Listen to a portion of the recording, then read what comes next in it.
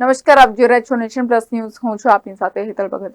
ઊંચું વ્યાજ આપવાની લાલચ આપી નાગરિકો પાસેથી કરોડો રૂપિયા રોકાણ પેટે મેળવી લઈ રૂપિયા પરત નહીં આપી ઠગાઈ કરનાર 12 વર્ષથી નાસ્તા ફરતા ભેજાબાજને વડોદરા ક્રાઇમ બ્રાન્ચે ઝડપી પાડી વધુ કાર્યવાહી હાથ ધરી છે. વડોદરા શહેરના તાંદલજા શાલીમાર ડુપ્લેક્સમાં રહેતો મોહમ્મદ નઈમ શેખે જીબીના જેટકો વિભાગમાં ફરજ બજાવતા હતા. ફરજ દરમિયાન તેને લોકોને છેતરવાનો કિમિયો રચ્યો હતો. તેને શહેરના નાગરિકોને ઊંચું વ્યાજ આપવાની લાલચ આપીને નાગરિકોના કરોડો રૂપિયા રોકાણ પેટે લીધા હતા. તે નાગરિકોને પરત નહીં આપીને વિશ્વાસઘાત ઠગાઈ કરીને પરિવાર સાથે નાસી છૂટ્યો હતો.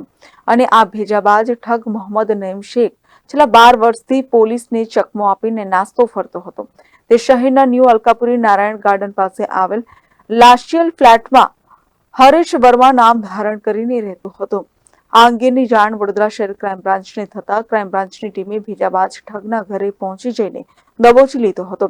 12 વર્ષથી પોલીસને હાથ તાળી આપીને નાસ્તા ફરતા ભેજાબાજ ઠગને ઝડપી પાડવામાં સફળતા મળી હતી. Report nation plus news Vadodara. સમાચારોના સતત અપડેટ માટે નેશન પ્લસ ન્યૂઝના યુટ્યુબ ચેનલને સબસ્ક્રાઇબ કરો, બેલ આઇકન દબાવો અને ફોલો કરો ઇન્સ્ટાગ્રામ, ફેસબુક અને ટ્વિટર પર.